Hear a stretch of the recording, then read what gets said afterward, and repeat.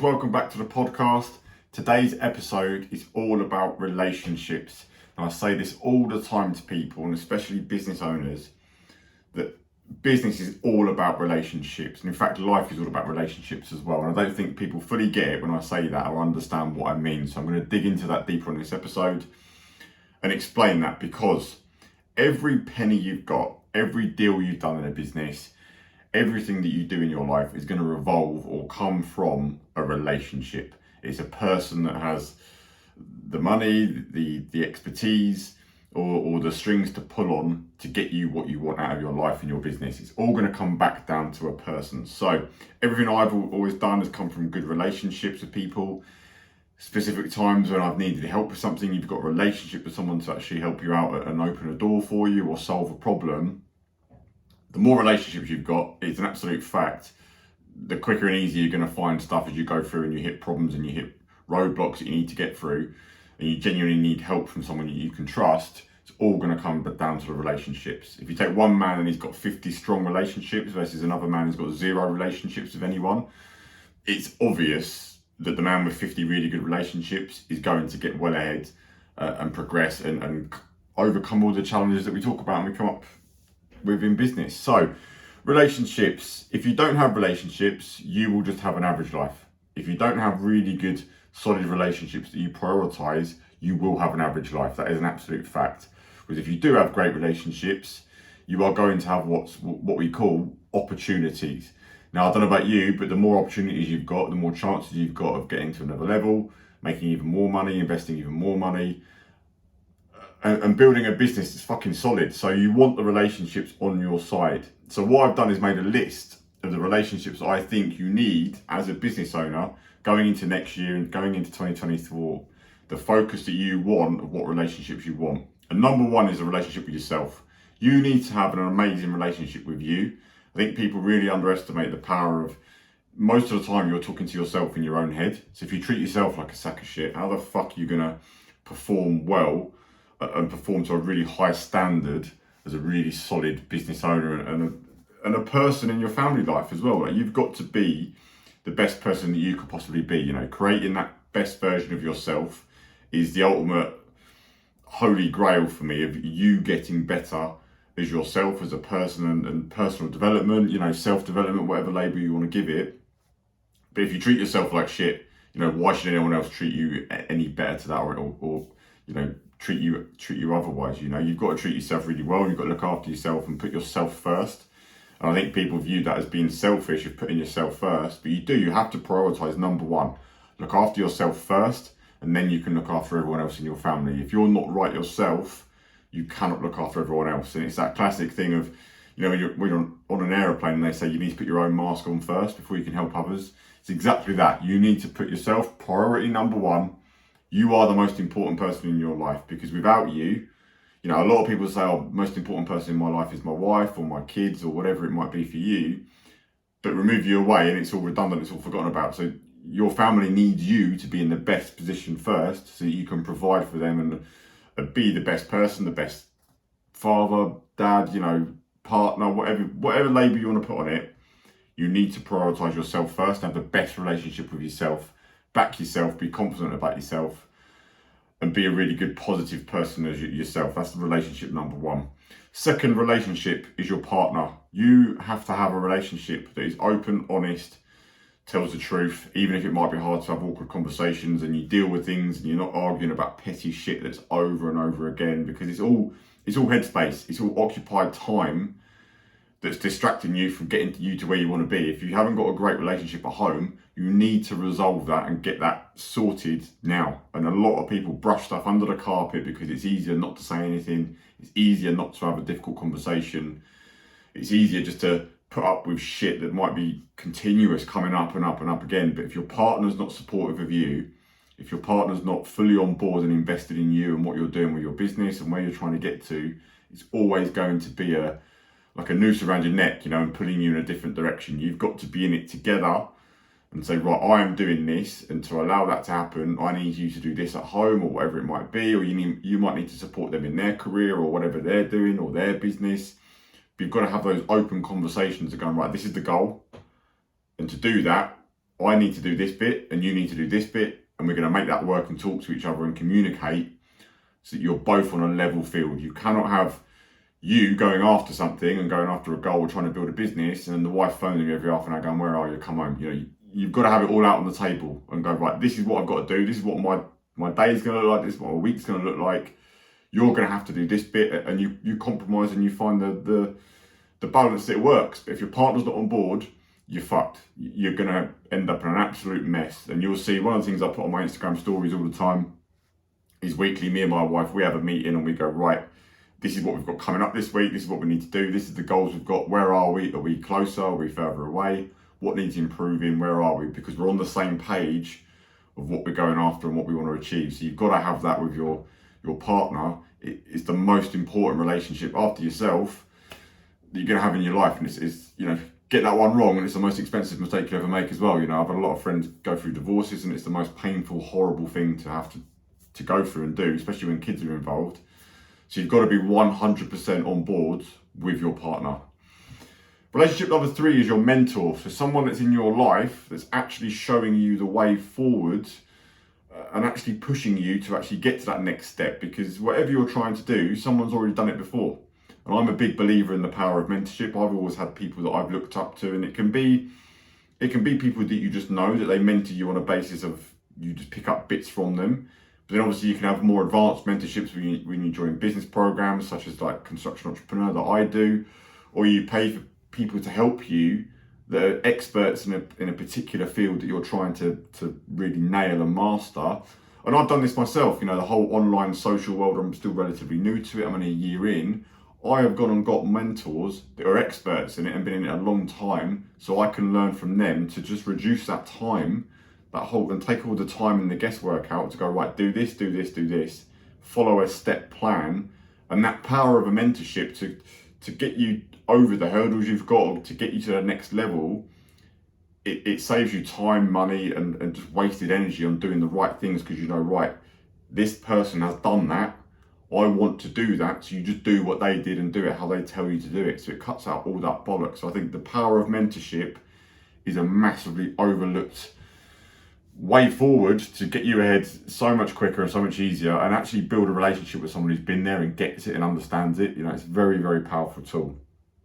Relationship number 4 is other business owners. You want to be talking to other business owners all the time in the same industry as you, in the construction industry, you're listening to this. But also it's really good to have relationships with other business owners in other industries, because you learn stuff. You learn how they're structuring deals.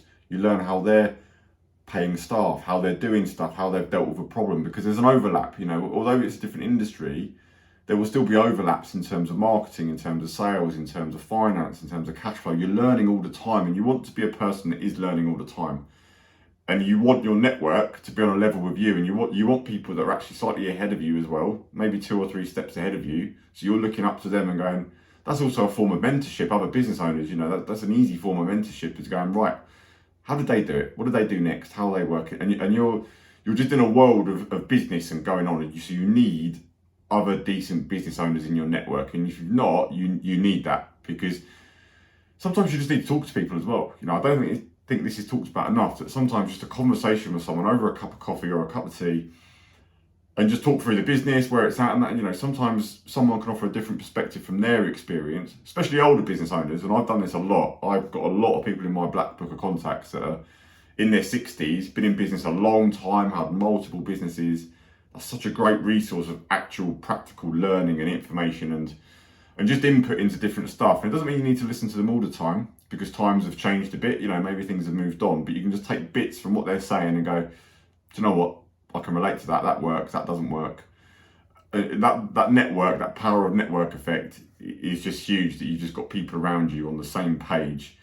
Because people that don't own businesses, you can't talk to them about business stuff. They're just not relevant to speak to stuff about that, because they're just not, unless you've been in the field, you just don't know what you're talking about, and it's opinions that aren't really going to matter to you. Number 5, you need physically fit people around you. You need people that keep you on the button of going, are you putting a bit of weight on? Are you letting things slip? You need people that hold themselves to a really higher standard in terms of physical output, and you look at them and go, fucking hell, this guy or this bird, she's fucking mental. She's training all the time. She's fucking in shape. People that might even put you into shame a little bit, where they could be 10 years older than you and they're in far greater shape. You've all seen people that are like 60-year-olds and are in better shape than a 30-year-old. You need people like that in your life, because you need people like that in your life showing you and reminding you that you can do better, you can do more. And you'll start to see what I've done here, listen at these relationships. Some people have got an input of financial side and business, and then some people you need in your life have got an input of physical appearance, looking after yourself, doing well, being healthy, not being a pisshead, not being a smoker, and putting first physical health and looking after yourself, because it's so important. Because without your health, you've got nothing. So you need people in your corner, and you need relationships with people that know a lot more than you do about training, nutrition, recovery, looking after yourself. You want relationships with those types of people, because they're the people that are going to ultimately have a positive impact on you. And just that small impact, they make you live for an extra couple of years. What a fantastic return on investment. It's an amazing thing to have in your network. So you need relationships with those types of people. If you don't, you need to join a gym, join a health club, and get around people like that and start building relationships, because you'll start learning what they do, how they do it, and that's going to rub off on you as well. Next one. The next relationship to have is your accountant/tax advisor, because the biggest expense you're going to realize in business, especially the more successful you get, is your tax position, your tax liabilities, and your tax burden. And it becomes a real ball ache and an issue when you start making a lot of money. What you need to do to be smart about paying the minimum amount of tax, and this is not dodging tax, it's just knowing the legitimate routes that you can take to be as tax efficient as possible. And that's what it's all about. It's being tax efficient. The biggest companies in the world deliberately structure their businesses in a way so that they pay the least amount of tax that is legal and fully transparent, but it's part of the system and the bigger, wider system that you need to play to be tax efficient, because it is going to be your biggest cost. So setting things up right from the start, the right structures of your business and the way that you pay yourself and the way that you invest money, getting that on board and having that relationship with your accountant and your tax advisor, and having a really good relationship with your accountant, because a lot of people, they just speak to their accountant once a year, at the end of the year, and go, oh, that's everything done. Bosh, what's the bills? What's the corp damage? What's what's my personal income tax? What do I need to pay? That relationship should not be like that at all. You should be having very frequently conversations with your accountant. If you're looking at making a move or purchasing a property or buying a business or investing back in the business, you need to have your accountant on your direct line of constant conversations. I'm thinking of doing this. What's the implications, and how does that work? How does this work? Because they are the experts at the end of the day. Your accountants are the expert, and a lot of people look at it and go, well, my accountant should be doing this for me, should be doing that. And you go, they do know what they're doing. They're not stupid. They're very educated people and they know what to do. But equally, there are accountants that are very to the book standard, and they're not expertise in growing empires and investing and having a lot of money in different pies and stuff, and the whole total picture that creates. So you need the accountant that's relevant to you and where you're at, but you need a solid relationship with that person, because that advice is the most costly and equally can save you a shit ton of money if you've got a really good accountant that's proactive. You can talk to them, you can talk things through, and they do stuff deliberately to save you tax, because it could be hundreds of thousands of pounds a year over 20 years. It's a lot of money. So your accountant's a very important person to have a relationship with. The next relationship to have, number 7, we're on estate agents. I believe, being in the construction industry, the natural next step is investing in property. It is doing some sort of development deals or adding value through property in some way. And a key part of that is going to be having relationships with estate agents, that when deals arise or when you're trying to sell stuff or you want advice on stuff, you want to check market rates, you want to check sale value rates, having relationships with estate agents is going to be key. So even if you're in a stage right now where you're not quite at the stage to be investing or doing more property, eventually you want to have a long-term view that you are going to be doing that. So I would be forming relationships with estate agents now, because the power of relationships is building them when you don't need them. And because no one likes someone when they deliberately build a relationship because they want something. When you've got someone who's snotting around or hanging around you because they just want something, that's the worst type of person going. You want someone who just builds relationships and it could be 2, 3, 4, 5 years down the line. You go, oh, I do know someone. And this is what I've always done throughout my life. I've always built relationships with it, whether it's the cleaner, the bank manager, or the girl in the coffee shop serving you coffee. I build a relationship with every single person, because I shit you not, you do not know when that person could be, do you know what, something's happened or come up, I need the person, I know someone, because you're always developing relationships. And I think that's what it's all about. It's about being a genuine person that just takes an interest in people. But the reason of this podcast is just to trigger your mind and go, do you know what, I need to start building more relationships. You'll know yourself, if you don't speak to anyone new in a given week, that is going to be a massive factor in 5 years' time of the results you're going to get. If you're focusing now deliberately on building solid relationships, it compounds and it builds. And the more people you've got in your phone book, the more people you've helped, the more people you've given the time of day to, especially in these categories that I'm talking about, the more doors you're going to be able to open later on, the more people you're going to be able to phone for advice. Because the best way, everyone Googles, when they want to find something out, they Google it first. But you cannot beat practical phoning someone that you've got a relationship with, and they'll give you the time of day, and they give you actual genuine insights and facts because they know what they're talking about, because it's what they do. You cannot beat that. You can't beat that human element of speaking to someone who's done it and knows what they're talking about. Google's amazing for finding out a lot of stuff, but actually picking up the phone there and then in a minute and getting an answer that's relevant within a couple of minutes, it's all about speed in business. You need these relationships. The next one, number 8, the relationships to have is with other investors. So you're always going to reach a point when you're going to come up against something or doing something, especially when it comes to investing yourself, where you might not have the full funds that you need to do a deal, or you need other investors' opinions. So you might need extra capital at some stage of the business life.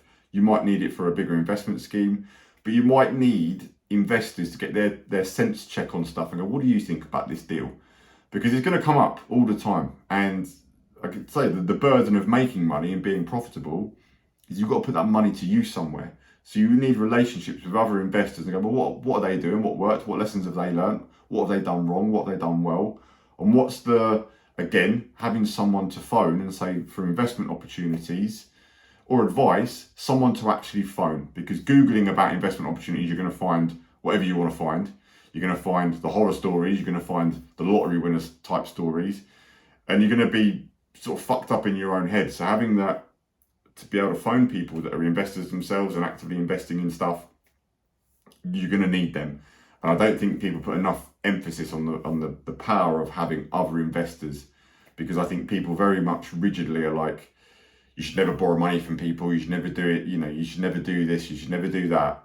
But that is a low class trap of mindset. The biggest businesses in the world all raise finance to do the next stage of investment, the next stage of pushing the business forward. The biggest property companies in the world that own the biggest amount of real estate, they're constantly getting investors to pump in, because the more deals you do, the more stuff you do, you eventually run out of cash, and cash is going to be your limiting factor on it. So you need other investors in your corner, because you just don't know what's going to come up. And I would rather have people in your corner that have got cash on the hip as well as you, so that when something does come up, you've got someone to ring, versus something coming up and you're stuck because you haven't got the relationship with people that could joint venture with you on a deal or come in on a deal, or whatever way to look at it. So other investors is a massive relationship to have. The next one, number 9, relationship to have, is a private doctor. This is something that's come up probably the last few years for me, of when you get a little bit older and you need some genuine, again, advice, someone to phone, because the NHS, fucking God bless them, but try and get an appointment, it's like pushing shit up a hill with a fork. Like you've got no chance. You have to wait weeks. You can't have a genuine conversation with a doctor. You can't just phone them up. You go to the Rottweiler on reception. It just takes time, man. When it comes to health and you've got something wrong, or a family member's got something wrong, or you need something doing or something looking at, I just think there's nothing better than having a private doctor, and they are out there now. I didn't really know this until a few years ago, like I say, but I needed an injection. Then someone recommended to me that it was a local doctor out of a private clinic, and you just pay like, I think it's 150 quid an hour for a consultation, and they give you an answer there, and then you get straight in. You can do a Zoom call with him. You can just fucking speak to him. You can ask him about medications, all sorts of stuff, and he tells you the truth, you know, because he's not governed by the NHS what to say. He's not governed by what he should do and what he should prescribe someone that's part of the bigger NHS system.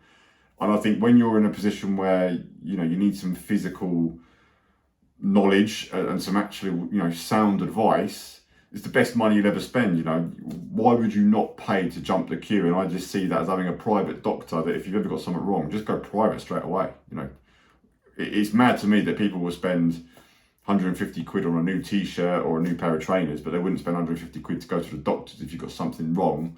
And then the guy that I've got is excellent. You know, he's a younger guy.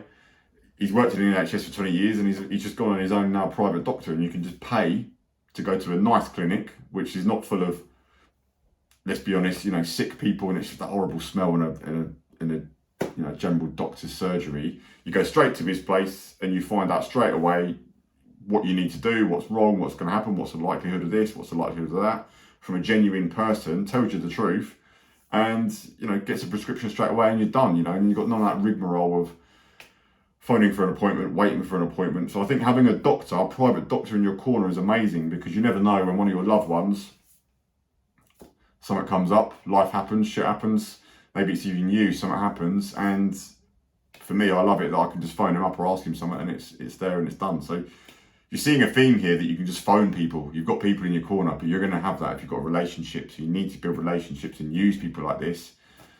Figure out who these people are in your area and get around the places they're at and start building relationships with them, because it's just going to be a night and day difference in life.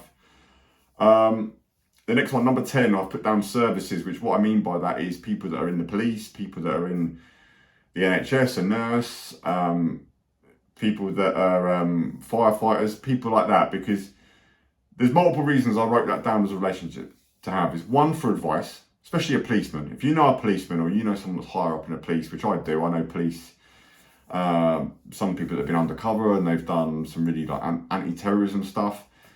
I just think it's really interesting to know that stuff anyway. But I think if you ever did find yourself in a legal pickle, or, you know, something that's come up that you just need a genuine conversation with someone, what better to have someone that's in the law, someone that's in, you know, the services, who can actually give you some practical advice that's not, you're not going to be able to Google that sort of stuff, you know? So I think it's really good to have. And equally, you've got relationships with really solid people that they just serve. Like, I've got a friend who is a fireman, and throughout the whole COVID thing, they then all got put onto ambulance duty because, you know, obviously it went mad, you know, the ambulance call-outs was absolutely rife, so all the fire service went into the ambulances. And it's just when you hear about all that and the stuff that he went through and the drill of that, you know, they were doing, I'm pretty sure he said it was 16-hour days of just going around the houses, checking on people saying they can't breathe, you know. It was a weird time for the country, and I'll tell you what it does, whenever I speak to him and I have those conversations about that, it just grounds you and just brings you back to a level of going, some people genuinely, their job is just to serve people and look after the ill, the sick, and they're just doing it not for money, because it doesn't pay good money whatsoever. They're doing it out of just being a good solid egg. And I think sometimes, for me certainly anyway, when you're focused purely just on business, making more money, getting ahead and doing more, you can lose a bit of sight on the realities of most people in the world. And some people are just, they're doing a solid job like that, being really a good egg, and they're just going home, paying their mortgage, you know, having a curry on a Friday night with the feet up and just living that general normal life, if you'd say, that's different to an entrepreneur's life and a business owner's life, when it's just go all the time and more. So I think it just really grounds you and keeps your feet on the ground to have those relationships. But you never know, again, if you know someone in the services, like a nurse, that you can phone and ask for some advice, you just never know. It could be 11 o'clock at night, something goes wrong, and if you've got someone that you can phone and speak to and you've got a relationship with that person, I think it's really handy to have. The last one that I've put, number 11, relationship to have, is people that are street smart. Now, I grew up street smart. I come from a council estate, so you get to know the world from a different perspective. I've certainly still got friends that come from that world, and obviously know a lot of people from that world. But I think the overly educated people who are not street smart get the rug pulled from them all over the place, you know, because they're just not with it. You know, they've got problems when they're not eating caviar on a Tuesday night. Whereas when you're street smart and you've got street smart people in your corner, again, it keeps your feet on the ground of realities of how the world actually fucking works and what people are like. And I think the odd time something comes up and you might need to find out a bit of information or you need some help, and having people that are street smart in your corner, I think it's just a smart avenue to have of just finding stuff out, you know, and just street smart people say how it is as well, you know, and they just get how the world works. They're not out to do anyone over. They're not out to con people, you know, like bigger people in business, you know, people that are wearing suits and that. What I mean by that is that street smart people just keep it real, how it is, and keep your eye on the ground. You know, if you want to know something, if you want to find something out, having street smart people in your corner, it's just a really good positive thing to have in your corner. So I think that's a great way to look at relationships. So there's 11 there that I've listed off, 11 different types of relationships. And what you can do, listening to that, maybe it's just one or two that you know you need to start developing a relationship with for your next moves. Maybe it is the estate agents, maybe it's the investors, maybe it's the mentorship, maybe it's other business owners. You need to start highlighting for yourself, right, where are you weak in your relationships?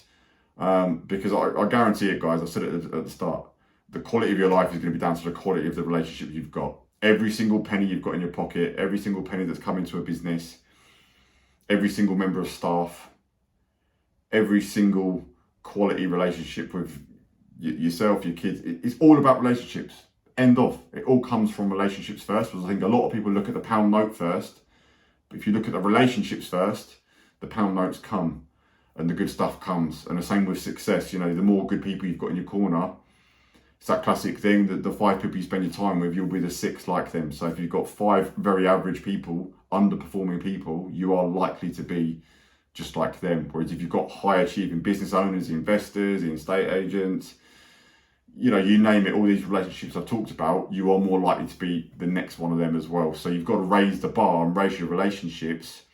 And like I said, the first person I said when I started this is the most important relationship is yourself. Maybe you need to work on that first as level 1, so that you can actually be the person to build relationships with the right people. Because if you're a 2 at the minute, and these people you want to build relationships with are a 7, an 8, a 9, a 10, they're not going to let you into their fold. So you've got to bring your game up first, get yourself in a great spot, be good about yourself, present yourself well, get physically fit, get physically strong, get educated, get mentorships, whatever, raise your bar, so you can then get into the higher clubs and the echelons. And that's how it works, you know, and it just keeps going up and up and up. You know, it doesn't matter what level you get to, there's always another level to get to in relationships, but you've got to be part of the club to get in. You've got to be at a level yourself to get into that club.